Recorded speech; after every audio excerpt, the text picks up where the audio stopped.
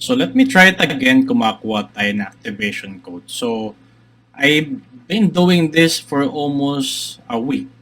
And ganito ang laging lumalabas. So let me try to refresh this one and see if this time makakakuha tayo ng activation code from this website.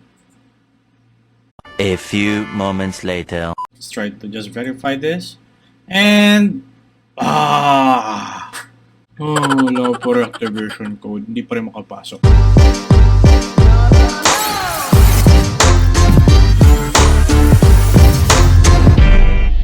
Kung isa ka rin sa naka-experience na to like me, maybe this video is for you. Because in this video, if you're having difficulties getting an app activation code from STEPN, I will share with you paano ba ako nakakuha nito and paano ko rin ba makakakuha nito right after this. And disclaimer lang that this video is only for educational purposes. And I'm not the expert pagdating dito sa field na to, and ang gagawin ko lang is i-share ko sa inyo yung aking experience, and in fact, pwede nyo akong sabayan doon sa journey ko because this is the first time na i-explore ko lang din yung platform. At the end of this video, you are also encouraged to do your own research. So with that, let's begin.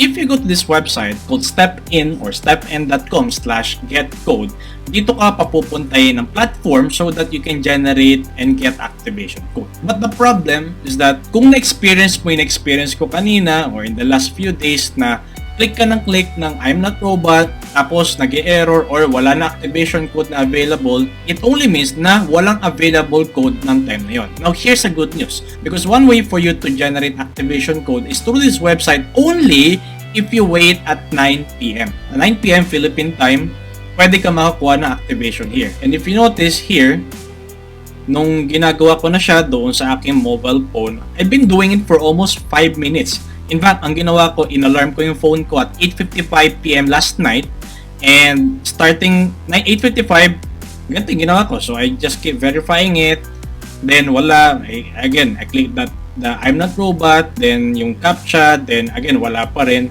So, kumbaga, bottom line to summarize, so I need to wait until 9 p.m. para mabigyan ako ng activation code. What happened was, when I tried to click I'm not a robot, then CAPTCHA, boom, there you go. So doon ako nakakuha ng activation code. So it happened right after, siguro 1 minute after 9 p.m. So 9:01 p.m. So it's one way for you to get activation code. Okay, then after that, yun ang ginamit ko to register.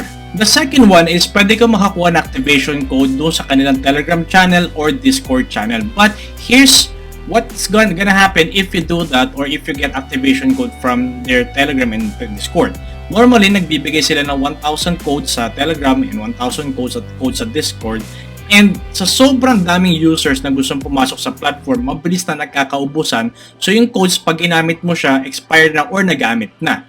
So meaning to say, even if you wait na i-drop nila yung code sa Telegram and Discord, what's gonna happen there is late ka na, kumbaga. Pero kung makachamba ka, makakuha ka din, fine. That's better, diba? So congratulations.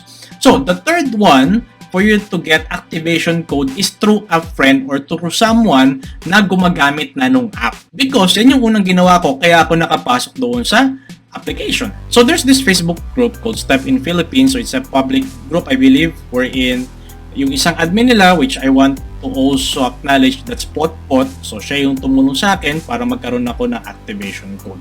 So meaning to say, you can get activation code from someone na gumagamit na nung app. Because from what I've learned from Pot, he said na for every 10 energies daw na ma-spend mo dun sa game, makakapag-generate ka ng one code na pwede mo ibigay kahit kanino.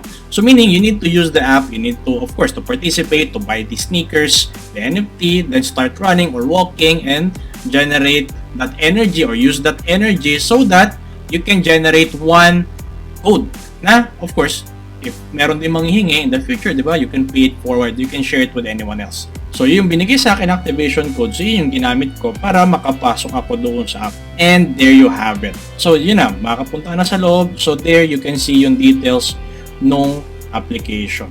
So I hope sana makatulong tong video nito. And again, maybe if you have other suggestions or I don't know, kung may alam ka siguro, please let me know in the comment section so that yung iba din makakapanood, alam din nila kung paano sila makaka-access doon sa game or sa app so that they could also start making money through this application or through this program. And if you have questions, please leave a comment in the description box or in the comment box below, and please check the description box below if you want to learn more. And once again, kung tingin mo nakatulong itong video na ito, please share it with your friends and don't forget to hit like and subscribe para ma-notify kayo of my next video. And once again, Jonathan here. Thanks for watching and I'll see you in my next video.